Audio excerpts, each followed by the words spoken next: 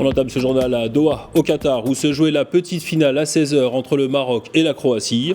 Les Croates se sont imposés sur le score de 2-1 dans un match à couper le souffle, la déception, mais également la frustration côté marocain.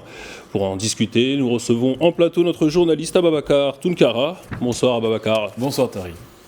Alors ce match est un match, on peut le dire, décevant plutôt, mais frustrant. Essentiellement, on a senti une équipe marocaine fatiguée, qui poussait, qui cherchait dans ses derniers retranchements pour essayer d'aller chercher une troisième place. Malheureusement, elle nous a échappé, mais on peut dire que les Marocains se sont bien battus. J'entends bien, parce qu'également, il faut noter que les séquelles de la demi-finale contre la France sont toujours présentes dans les têtes et également dans les pieds de ces Lions de l'Atlas, parce que Walid Regragui l'avait dit, il avait même qualifié ces troisième places de petite finale. Il aurait aimé, par rapport aux ambitions du peuple marocain également, ou des joueurs marocains, disputer cette finale tant attendue demain. Mais quand même, aujourd'hui, on a senti une équipe émoussée des Lions de l'Atlas, parce qu'aussi, le sélectionneur l'avait dit, on pouvait aussi s'attendre à cela dans une certaine mesure par rapport au changement qu'il y a eu lors de ces rencontres. Donc le Maroc a quand même perdu, mais surtout avec les armes. Absolument. Alors on revient un petit peu sur la physionomie du match, un match assez spécial quand même.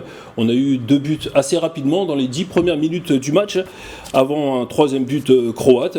Est-ce que vous pensez que c'est cette ouverture du score assez tôt dans le match qui a peut-être dérangé les Marocains?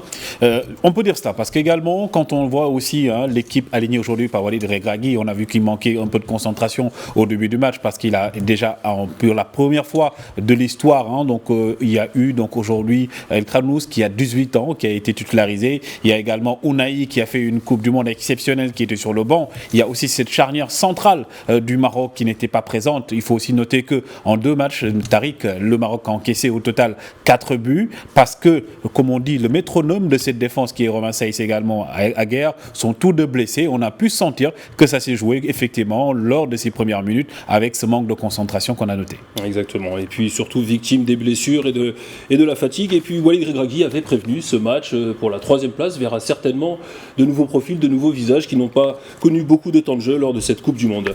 Merci beaucoup Ababakar Tounkara. On se retrouve tout à l'heure en fin de soirée pour faire le point sur toutes ces journées. Merci Tariq.